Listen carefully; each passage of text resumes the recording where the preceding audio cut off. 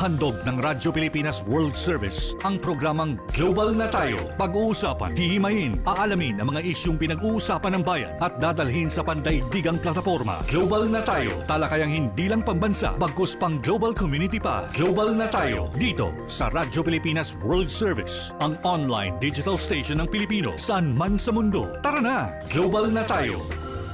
Muli po isang mapagpalang pagbati at welcome na naman po sa isa pang edisyon ng programang Global na Tayo. Ang programang Global na Tayo hatid po sa inyo ng Himpilang Radyo Pilipinas World Service. Kami po ay isa sa mga himpilan ng Presidential Broadcast Service Bureau of Broadcast Services. Ako po nyo lingkod, Ray Sampang, kasama pa rin ang ating Global na Tayo team mula po sa ating engineering side, sa ating master control, si Mr. Milo Junela, sa ating Wirecast si Hero, sa ating live audio streaming si Leo at ang ating executive producer for today, si Mr. Jerome Toledo.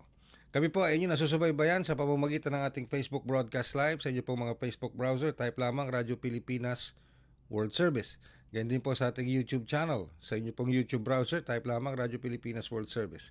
At sa iba't ibang panig ng mundo sa pamamagitan po yan ng ating shortwave broadcast gamit ang mga transmitters, shortwave transmitters ng Voice of America sa Tinang Tarlac. And of course sa ating pong real-time on-time live audio streaming. Download nyo lamang po ang PBS Radio app sa inyong mga cellphones. Android man yan or iPhone. Ano po? So, amin pong pakisuyo kung maaring i-like and follow po ninyo ang ating Radyo Pilipinas World Service page at pakisubscribe na rin po sa ating Radyo Pilipinas World Service YouTube channel. At para po sa edisyong ito ng Global na Tayo, ay marami po tayong pag-usapan lalong-lalo na as usual mga bagay na may kinalaman po sa malapit sa sikmura ng bawat Pilipino lalo na dito sa loob ng ating bansa. And of course, mga kaganapan din sa labas ng ating inang bayan, sa ibang bansa kung saan meron tayong mga Filipino diaspora o meron tayong mga Filipino overseas workers, overseas Filipino workers. So tabayan po niyo yan. Makakasama po natin dito sa edisyong ito ng Global na Tayo si Assistant Secretary Arnel de Mesa, spokesperson ng Department of Agriculture, hinggil po sa katatagan ng supply at presyo ng mga produktong agrikultural sa kabila po ng patuloy nating dinaranas na mataas na presyo ng produktong petrolyo. Alam niyo po, ang 1 litro ng diesel ngayon pumapalo na sa mahigit 100 piso. Merong 110, merong 105, 10, 115. Depende sa gasolinahan na inyong pagkakargahan. Per liter yan. At sa gasolina naman po, depende pa rin kung 91 octane, yung iba nasa 81, 80, 81. Yung iba naman po, pag medyo mataas ang octane, 95, nasa na yan, 80, 85, something. So, hindi pare-pareho ang presyo, pero one thing is for sure, mataas ang presyo ng mga produktong petrolyo dito sa Pilipinas. Sanhi na rin po ng patuloy na kaguluhan sa gitnang silangan. And speaking of mga commodities natin, especially mga agricultural products na binibili natin sa palengke, sa mga supermarkets, including bigas, which is our staple food. Siyempre, marami po ngayon na nangangamba na baka makaapekto sa supply at presyo ng mga produktong agrikultural. Although may nakita na tayong ilang mga pagtaas sa presyo ng bigas at ng ilang mga agricultural products, pero ang isa pang tinititigat, tinututukan ngayon ay yung steady supply, may sapat bang supply ng mga agricultural products. At para po sagutin ang mga katanungan yan, nasa linya po natin ngayon ang spokesperson ng Department of Agriculture, walang iba kundi si Assistant Secretary Arnel de Mesa. Asek Arnel, magandang umaga po. Si Ray Sampang ito sa programang Global na Tayo. Hi Ray, magandang umaga po sa lahat ng taga-subaybay. Thank you po Asek Arnel for indulging us dito sa ating programa. Pero siguro unang katanungan po kamusta po ang supply ng ating mga agricultural products including rice? Ito po sa kabila ng patuloy na pagtaas ng presyo ng produktong petrolyo po sa ating mula sa farm gate hanggang sa pagdating nito sa ating mga pamilihan, Asek Arnel. Yes Ray, sa ngayon maganda pa yung level of inventory natin at supply. Ang kagandahan kasi harvest season ngayon, ina-expect natin maganda yung harvest natin. Yung inventory ng National Food Authority nasa 400,000 metric tons yan. So malaking inventaryo nila yan. Plus yung mga imports na Mhm. dumating sa atin itong unang 3 buwan ng taon, yung first quarter. So ina-expect natin Mhm. hanggang August, September, tatagal pa yung ating bigas. Mhm. And of course, plus yung mga imports na parating. But yun nga, ina-expect natin may ang importante may supply tayo. But we Mhm. can expect some increases dahil nga mataas ang presyo ng gasolina, ng fuel. There will be increases in logistics, Mhm. transport costs. Mhm. So given yan, babantayan natin yung presyo ng imported na bigas dahil Mhm. yan yung babantayan natin na sobrang magtaas na presyo sa ngayon rate. Alright, so ang nakikita po natin dito, Asek Arnel, that one contributory, pero marami naman, pero zeroing in on one contributory factor para tumaas ang presyo ng mga produktong petrolyo, including bigas, among others, ay itong logistical cost. Ano po, Asek Arnel? Yes, sa ngayon itong logistics cost, yung movement ng goods from production area, from our millers going to distribution points hanggang sa mga palengke. Mhm. Ibang usapan pagdating of course kung tatagal pa itong problema sa gitnang silangan at maapektuhan yung supply ng mga imported items, lalong-lalo na yung fertilizer. Yes, Kasi oo. yung fertilizer, kakailanganin natin yan susunod na taniman ngayong May, June. Yan yung susunod na taniman natin ng palay, ng mais. So, kung tataas sobra, actually nagtaas na from 1.5, 1.6 na sa 2.2 na ngayon yung Wow. presyo ng Wow. fertilizer natin. At sana sa susunod na taniman ay kung hindi man bumaba ay matigil na tong gera, pero alam natin yung concern na Mm. to. So yan ang magiging concern talaga natin, yung susunod na taniman. Biruin mo yun, Asek, from 1,200 to nasa 2,000 na ang Uh, isang bag ng fertilizer? from 1.5, 1.6 1,500. nasa 2,200 na Wow. yung report sa amin ng Fertilizer and Pesticide Authority. And that is yung, pag sinabi natin mga fertilizer, ano po, Asek Arnel, that's yung mas kilalang kilala, urea. Urea yung complete kasi yan yung fuel at natural gas base natin ng mga fertilizer. Mhm.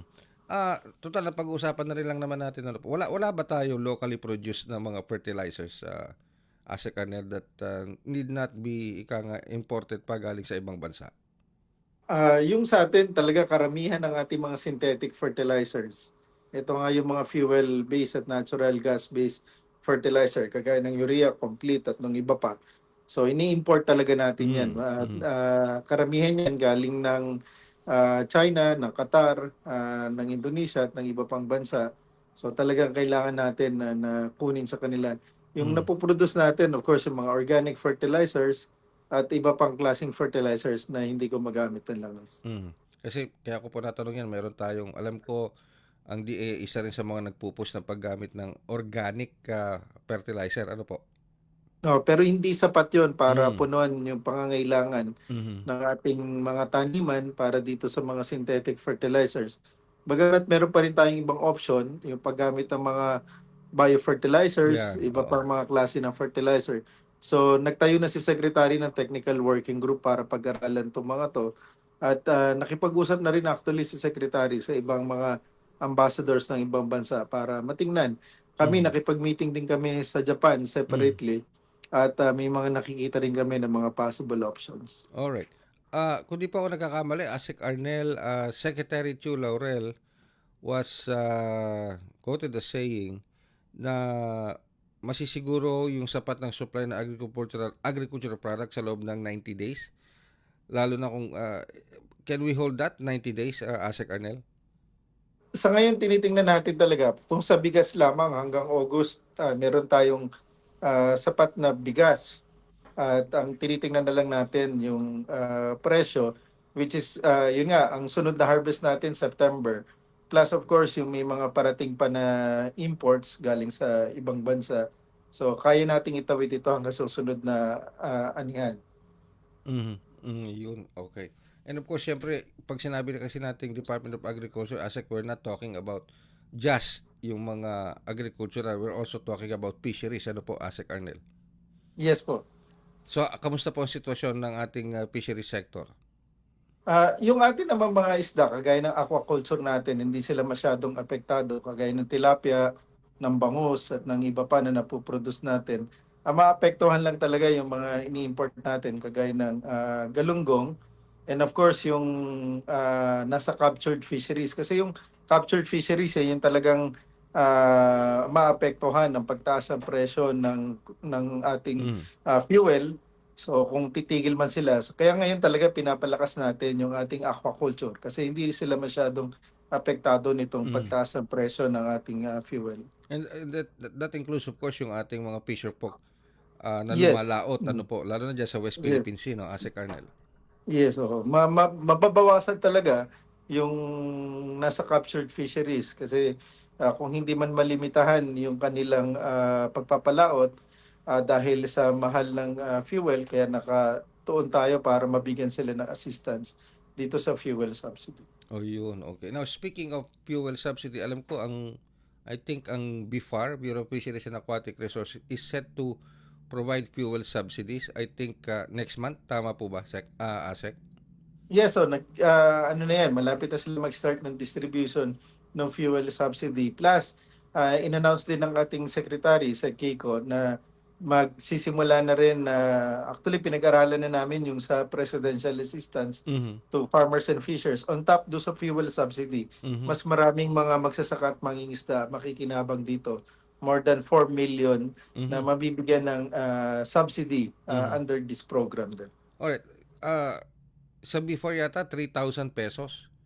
Ah, so sa iba pang mga financial assistance o ayuda, saan po manggagaling? Kasi yung sa before, I think meron silang pondo, pero very limited lang daw po yung pondo nila. So can DA Yeah.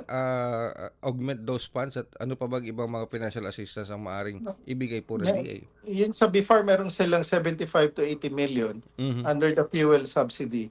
At yun nga, makakatanggap din sila dito sa presidential assistance Okay. for farmers and fishers. So bukod pa 'yon. Ibig Ayan, on top yun doon sa fuel subsidy na ma-receive nila.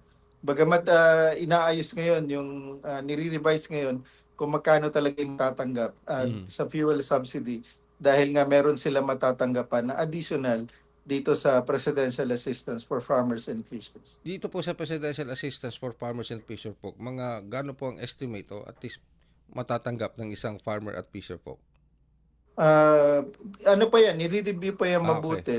Alright. Dahil nga sa ito ay 10 billion at marami yung mabibigyan. Siguro sabihin natin na more than 2,000 pesos bawat isa. Bawat isa. That's on top of the iba pa, ano tulad ng BIPAR. Yes. On top of Yes. that. Ayun. Correct, Okay. correct, correct. Alright.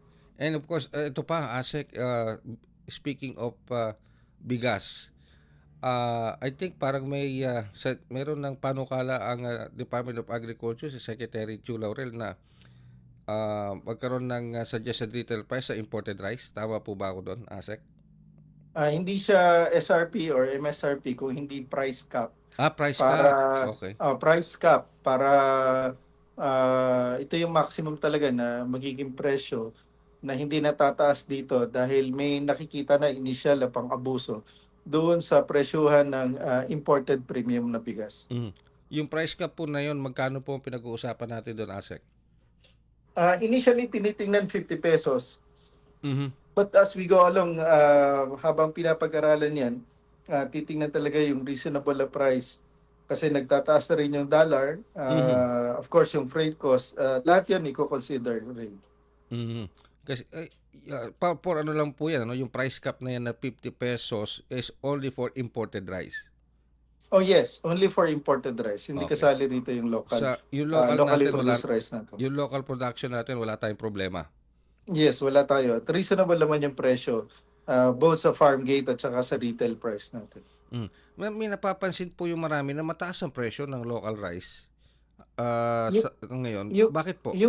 yung local rice natin, yung regular, nasa 35 hanggang 40 pesos. Meron At pala. yung well-milled natin, nasa 45 yung well-milled. Okay. So yung premium naman, ibang klase ng bigas yun. Talagang napakaganda. So itong tinitingnan talaga natin yung regular at well-milled. Nasa 35 hanggang 45 pesos. So, wala Oh, naman tayong nakikitang problema. reasonable naman pala. Ano, Yes, so very baka yung mataas reasonable na yung baka ASIC yung nakikita matataas yung sabi mo nga baka premium yon. Yung mga premium yes. ano. Premium tsaka mga specialty rice Mhm. at baka inahalo nga doon sa imported. So, Nako, yan yung talagang nako. tinitingnan natin. Alright, anyway. Sige po. Pero isang katanungan na lang po, ASEC Arnel, before I let you go. Kung sakaling lumagpas pa o ika nga humaba pa itong Middle East crisis na ito na nararanasan po natin ngayon, may mga contingency plans pa po ba ang DA? Actually, madalas na nagpupulong ngayon. Nag-MANCOM nga kami nitong nakalipas na 2 araw at mahigpit yung tagubilin ni Secretary sa buong Management Committee kasama na lahat ng mga regional directors at offices na magkaroon talaga ng paghahanda at contingencies kung gaano tatagal. Kasi hindi natin alam talaga kung gaano katagal Mm. itong mangyaring problema. Mm. Kaya nagbigay na ng maraming instructions si Secretary. Okay. And of course, ang DA is also coordinating with other government agencies, especially pagdating dito sa supply chain, ano po, at yung gasto sa logistics, ASEC Arnel. Yes, patuloy din yung pakikipag-coordinate sa paggabay na rin ng ating Pangulo sa iba-ibang mga ahensya ng pamahalaan, sa DOTR, sa DOE, dito sa LTFRB, pati dito sa ating Toll Regulatory Board Mhm. para matingnan kung ano yung mga posible. Kasama na rin ang DSWD at DTI para maayos itong mga magandang coordination among the Yes. different Naku, agencies. napakahalaga po as usual ng role ng Department of Agriculture at saka nung mga hakbagin po ninyo para maibsan yung ika nga hinaharap na mga paghamon ngayon ng ating mga farmers and fisher folk, ASEC Arnel. But before I let you go, of course, baka meron pa ho kayong mensahe na gustong iparating sa ating mga manonood at nakikinig at lalo na, of course, sa ating mga farmers and fisher folk. Go ahead po, ASEC Arnel. Ray, muli maraming salamat sa pagkakataon. I'm always happy to be here at makakasa po ang ating mga kababayan magsasaka at mangisda ng tuloy-tuloy na serbisyo po mula sa ating kagawaran sa pamumuno po ng ating kalim. Secretary Francisco Chula Aurel Jr. Muli po, magandang umaga at maraming salamat. Maraming salamat po at thank you very much, ASEC Arnel, sa ika nga spokesperson ng ating Department of Agriculture. Samantala, bago natin puntahan ng ating susunod na makakapanayam, narito muna ang ilang maigsing paalala mula sa inyong himpilan. Mas pinadali na ang government transactions sa tulong ng eGov.ph Super App. Pwedeng-pwede mo nang magawa ang lahat ng ito. I-download ang eGov app sa iyong smartphone o tablet mula sa App Store o Google Play Store. Pagkatapos, ilagay ang iyong mobile number at i-authenticate gamit ang one-time PIN o OTP para marehistro ang iyong account. Saka ilagay ang iyong mga pangunahing impormasyon at kumpletuhin ang facial recognition technology para sa verifikasyon ng iyong pagkakakilanlan. Para sa mas mabilis at mas maayos na serbisyong panggobyerno, gamitin na ang eGov.ph Super App. At kayo po'y patuloy na sumusubaybay sa programang Global na Tayo dito pa rin sa himpilang Radyo Pilipinas World Service. Kanina kausap natin ang Department of Agriculture. Ano po, hinggil dito sa pagkuha natin ng paniniguro na meron tayong sapat na supply ng mga agricultural products including yung ating staple food na bigas. At dito nakakuha tayo ng kasiguruhan mula sa Department of Agriculture dahil sa mga hakbang na kanilang ginagawa in coordination with other government agencies. Ngayon, dadako naman tayo sa labas ng bansa. Alamin naman natin ang mga kaganapan sa ibang bansa kung saan naroroon ang ating mga Filipino o ating Filipino diaspora o kung saan meron tayong malaking bilang ng mga overseas Filipino workers. And of course, dadako tayo sa bansang Canada. Alam naman natin na marami tayong Filipino diaspora sa Canada. Marami tayong mga OFW sa Canada. Marami tayong mga professionals na nagtatrabaho sa Canada. One of them is lagi nating kapanayam at nakakausap dito sa ating programang Global na Tayo at sa Radyo Pilipinas World Service when it comes to dissecting figures and the outlook of the Philippine economy. Walang iba kundi si Dr. Michael Batu, our economist mula po sa Canada live. Magandang umaga, Dr. Batu. Si Ray Sampang po ito sa programang Global na Tayo. Magandang umaga sa iyo, Ray. Thanks for having me and magandang araw po sa ating mga taga-subaybay. Maraming salamat, Dr. Bato, as usual, sa pagpapaunlak sa aming programa. Pero this time around, siguro ang pag-uusapan natin, kakamustahin muna namin kayo, lalo na ikaw, mga mahal mo sa buhay, mga kaibigan at mga Filipino, the Filipino diaspora dyan sa Canada, sa likod ng umiiral na krisis ngayon, lalo na sa hidwaan dyan sa Middle East, which is sabi nung ibang expert nung nagmo-monitor ako sa mga social media platforms at mga interview sa international media, it could cause global recession. So matanong ko muna, kamusta po kayo sa Canada? Kamusta ang ating mga Filipino diaspora, ang ating mga overseas Filipino workers dyan? Kamusta po at may epekto ba sa Canada ang nangyayari ngayong kaguluhan sa gitnang silangan? Thanks for asking that question, Ray. Kagaya nyo dyan sa Pilipinas, dito ay ramdam din po namin ang pagtaas ng presyo ng crudo, pagtaas ng presyo ng gasolina. In fact, kaninang umaga ako nagpakarga, ang gasolina po dito sa Vancouver area lumagpas na po ng $2 per liter. No? Nasa $2.10 po kanina, nakita ko. Kung yan po ay i-convert natin sa Philippine peso, yan po ay mga nasa around 88 pesos per liter. Roughly about the same. The same. So, yes. Kasi ang presyo po kasi talaga ng petrolyo, yan po ay determined in the global market. So, kahit po ang Canada, nagpo-produce po kami ng langis, no? Because we are also an energy producer. But nonetheless, kung ano po yung presyo sa pandaigdigang pamilihan, apektado din po naman kami dito. No? Bagamat po, ang kaibahan naman din sa Pilipinas, kasi kayo dyan, you are an energy importer, kami we are an energy exporter. So kapag tumataas po ang presyo, no, ng produktong petrolyo, nakikinabang po ng malaki dito yung ating mga kababayan na nasa mga petroleum producing provinces ng Canada. Okay. Ang nangunguna po dyan ay ang province of Alberta, na kung saan po ay napakarami po nating mga kababayan na nagtatrabaho po sa sektor ng oil and gas, no, dyan po sa Alberta. So, tumataas po ang presyo ng produktong petrol, nakikinabang po yung mga nandiyan sa Alberta. But nonetheless, we're still paying for high prices ng petroleum products, and that translates din, Ray, sa presyo ng mga ibang bilihin, lalong-lalo na rin sa pagkain. So halos the same effect na nararamdaman namin dito sa Pilipinas, nararamdaman nyo rin dyan sa Canada. Tama po kayo. Wow. Kaya lang din po, dapat din nating maintindihan, Ray, no, na yung incomes namin, iba rin sa incomes nyo dyan. Diba? So kumbaga, dito we're paying in dollars, we're getting paid in dollars. Diyan sa Pilipinas, you're paying for roughly the same price like we're paying, but yet maliit yung kinikita ng tao. So mas ramdam nyo dyan yung epekto kesa dito. And that is amplified by the fact that the Philippines is a 95% importer. Yes. Diba? So kumbaga Ray, no, mas ramdam nyo dyan kesa sa amin dito. Kaya talagang ako mismo nababahala, no, dito sa nangyayari sa Middle East, because I've been monitoring yung nangyayari, and there are no signs that this is de-escalating. In fact, nag-escalate pa siya. So the more na nag-escalate ito, Ray, the more na lalong tumatagal itong military operation na ito, ay the more na lalong ma-amplify ito yung effect. Lalo-lalo na po dyan sa Pilipinas. Actually, tulad na nabanggit mo, Dr. Bato, lalo ito nag-intensify yung sa Middle East. Just, I think, yesterday or a few days ago, inatake ng Iran yung isang LPG o LNG plant. Pinasabog yung yung LNG plant ng Iran at saka ng Qatar. Malaking planta. Marami nagsasabi na it could really have a huge effect pagdating sa pagpoproduce ng LNG at LPG, Dr. Bato.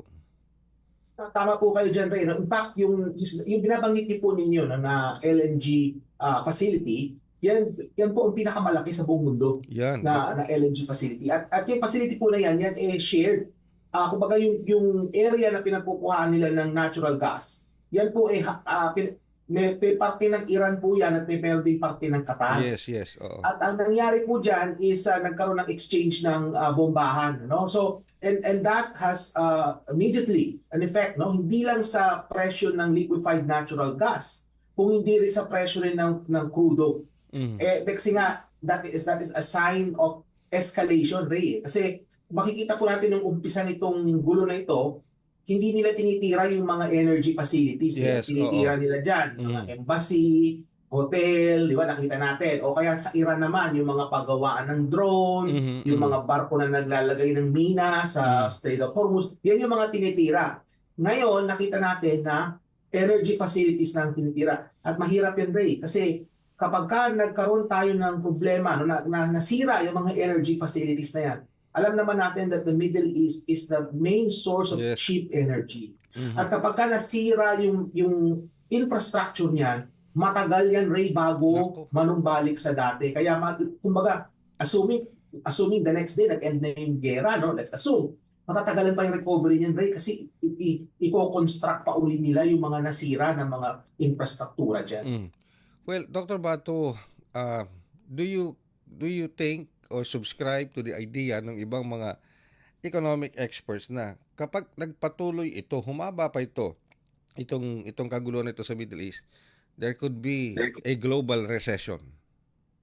I agree with them 100%, no? Kasi ang nangyayari dito, Ray, no, pag nagmahal kasi ang produktong petrolyo, tandaan natin na sabi ko kanina, yung Middle East is the source of cheap energy. At dahil na cheap yan, mura, yan ang kumbaga nagpapower, no, ng mga ekonomiya sa iba't ibang parte ng mundo. Mhm. At kapag nagmahal yung produktong petrolyo, magmamahal lahat. No? Kasi nga apektado dyan ang logistics. So, hindi lang po sa Pilipinas magmamahal po sa lahat, tataas po ang rate of inflation. At kapag ka nagmamahal po ang bilihin, ang nangyayari po kasi nababawasan yung purchasing power ng tao. At kapag ka nababawasan yung purchasing power ng tao, mas kumukonti yung nabibili nila. Mhm. At kapag yung bibili nila, kumukonti yung demand, Ray. Yes. Kasi konti na lang yung kaya mong bilhin. Mhm. At kapag bababa ang demand, bababa ang produksyon. Kasi nga naman, bakit ka magpo-produce kung ikaw ay isang Yes. negosyante o isang businessman, bakit ka magpo-produce kung kukunti naman yung demand? So, So, ano po yung magiging epekto niyan? So, babagal po ang paglago ng ekonomiya ng halos buong mundo po yan, hindi lang yung Pilipinas, that is global, no? mhm. And it will take years, if not decades rin, no? Depende kung gaano katagal itong conflict na to bago tayo makabawi, makamatagalan tayo. So, Dr. Bato, it's not only a matter of syempre pag high prices, may inflation, it can also affect the gross domestic product ng Pilipinas. Of course, kasi nga nabanggit ko kanina rin, no, nabababa ang demand. Kapag bababa ang demand, bababa ang produksyon.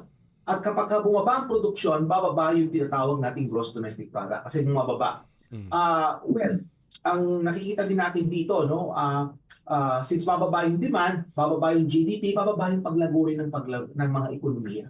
So kumbaga sa Pilipinas, kung nagdaang quarter, no, we saw a 3% growth rate ng Pilipinas nung nagdaang quarter. As a result of this conflict, baka itong first quarter natin mababa rin, ano? Naku. And it's primarily combined sa politika dyan sa Pilipinas, but also ngayon nadagdagan pa nitong factor, no, nitong nangyayari sa Middle East ngayon. Yes. Ang ang masakit niyan, Dr. Bato, I don't know if nakarating na sa inyo yung mga forecast ngayon ng mga economic managers dito sa Pilipinas. Baka pumalo at least sa buwan ng Marso ang inflation sa 6 to 7% dito sa Pilipinas. Yan hindi pa taken into account yung mga nangyayaring ngayon sa patuloy na pagtaas ng presyo nito mga nakalipas na araw. So, sa iyong pag-aaral, nakikita nyo rin ba na the inflation could reach that point, 6 to 7% or higher dito sa Pilipinas? Okay. Tama ka dyan, Ray, no? Pero nakadepende rin ito dito sa nakikita natin pagtaas ng presyo ng pamasahe. Kasi nakita natin, di ba, Ray, no, dapat sana magtataas ng presyo ng pamasahe pero ini-etras. Mhm. So kapag ka ito naipasok ito ngayong first quarter, no, yung pagtaas ng presyo ng pamasahe, magiging mas around mahigit 8% ang nakikita ko diyan. Kasi kung sa ngayon pa lang nakikita nila ang ceiling nasa 7%, Mhm. kapag ka nagtaas pa ng pamasahe, aabot tayo, lalagpas tayo ng 8%. So, alam mo rin, sa totoo lang, parang parang ganito nung pandemic eh. Kaibahan lang nung pandemic kasi health-related yung Yes, crisis. yes. Mm. Eh itong nangyayari sa atin ngayon, ito ay geopolitics. Itong geopolitical tension, no? Hindi na actually tension, naging kinetic na kasi nag-aaway na talaga sila. Kaya yung nakikita nating epekto, parang nung pandemic pero parang hindi. Yes, Di ba? oo. Kasi nga iba yung underlying cause. Pero nakita natin na nagbibigay ng ayuda, Yes, no? oo. We're seeing the same patterns as if we were like in 2020, Ray, no? We're Yes, seeing this Oh. like playing in front of our eyes. Parang history is repeating itself in some ways, Yun na no? nga. Kaya sa malagay ko rin, Ray, no? Dapat din ang ating gobyerno is mag-convene ng task force. I think napapanahon na mag-convene sila ng task force na kung saan mag-uulat sila sa bayan palagi kung gaano na ang supply natin ng crudo. Kasi alam naman natin, ang supply natin limited lang, di ba, Ray? Okay. Ang ating supply, according to some experts, would last mid to late April kung hindi mare-replenish. Yes, yes. Ikalawa, are they looking for other sources? So may naririnig tayo, Ray, for example, Brunei, di ba? So Brunei could be a source, or Africa, no? Yung mga bansa Yes. yan, or possibly Canada. Yung mga ibang pwede naman pagkuhaan ng produktong petrolyo. So, and also kung ano yung magkakaroon ba tayo ng price control, which actually ngayon nakikita natin is staggered yung increases. So are they going to intervene directly by having price controls or limits on what can you purchase? Di ba? Kumbaga may quota.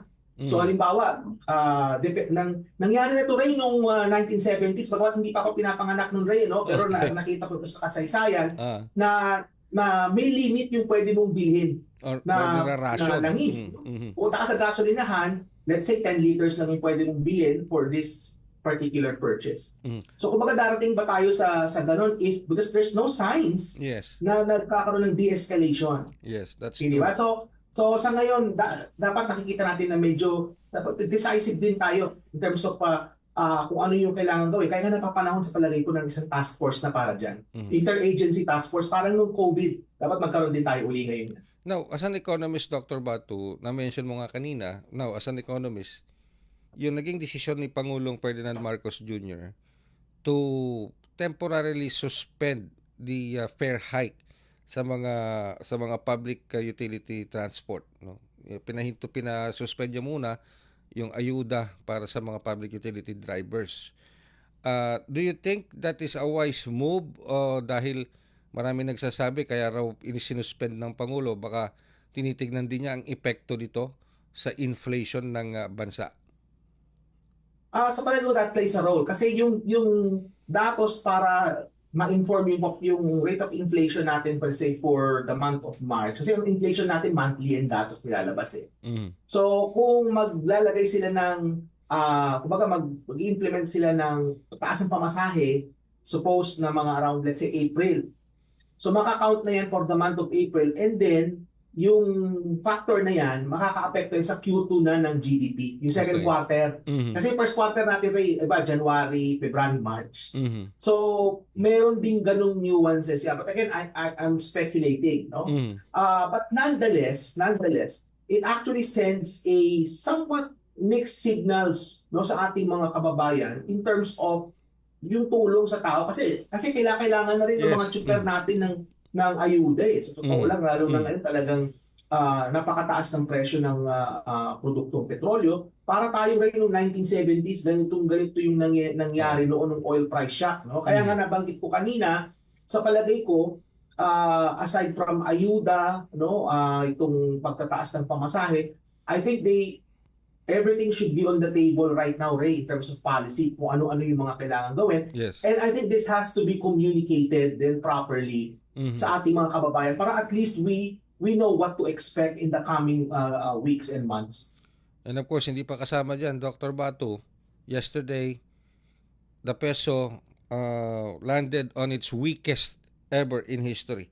60 pesos and 10 centavos against the US dollar. Do you see the peso further weakening sa mga darating na mga linggo, sa mga darating na araw, Dr. Batu?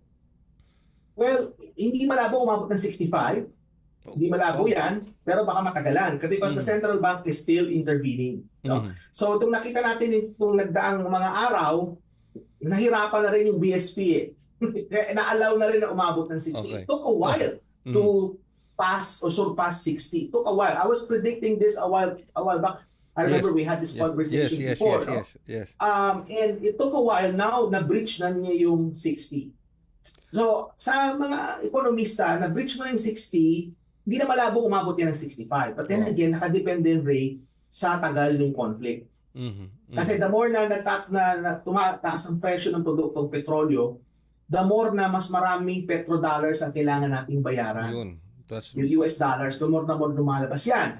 At kapag kumukonti ngayon yung ating US dollars, nagmamahal po ang US dollars din sa Pilipinas, kaya yan po talaga nakakapagpahina ng piso. Alright. So, the more na tumatagal yung conflict, the more na tumataas ang presyo ng produktong petrolyo, yan po ay magli-lead sa depreciation ng ating yung balor ng piso.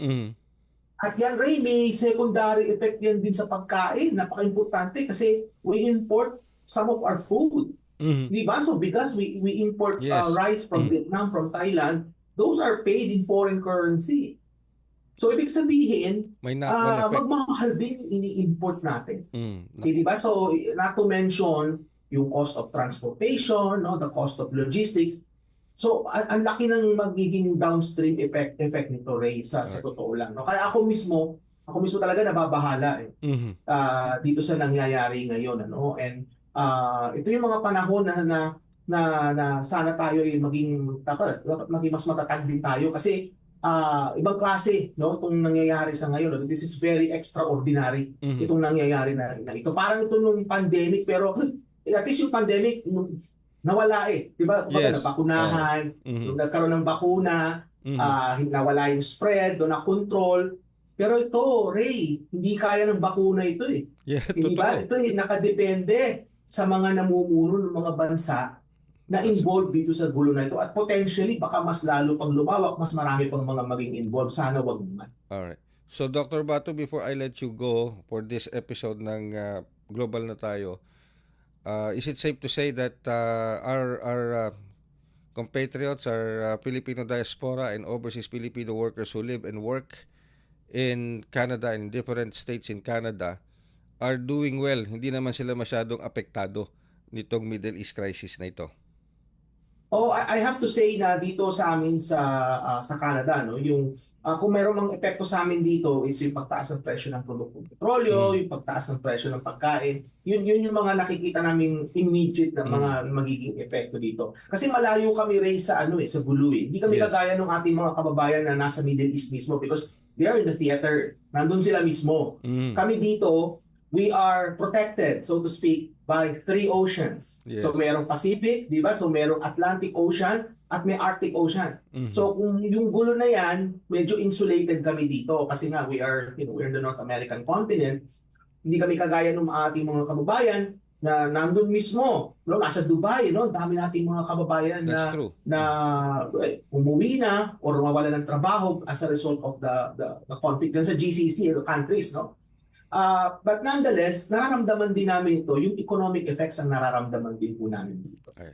With that, Dr. Batu, maraming salamat po and help us pray na matapos na ito at itong kaguluhan na ito sa Middle East to bring back, first of all, peace, kapayapaan dyan sa gitnang silangan and maibalik natin sa normal ang buhay ng lahat ng mamamayan ng mundo dahil lahat na po apektado dito sa nangyayaring ito, especially if it drags on for more than a month or so. Talagang malaking epekto na ito sa buhay ng bawat mamamayan ng mundo.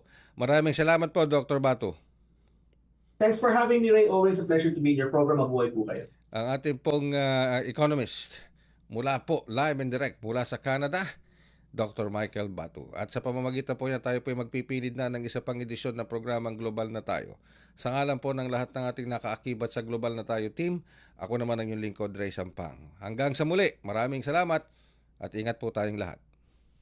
Handog ng Radyo Pilipinas World Service ang programang Global na Tayo. Pag-uusapan, hihimayin, aalamin ang mga isyung pinag-uusapan ng bayan at dadalhin sa pandaigdigang plataforma. Global na Tayo, talakayang hindi lang pambansa, bagkus pang global community pa. Global na Tayo, dito sa Radyo Pilipinas World Service, ang online digital station ng Pilipino, saan man sa mundo. Tara na, Global na Tayo.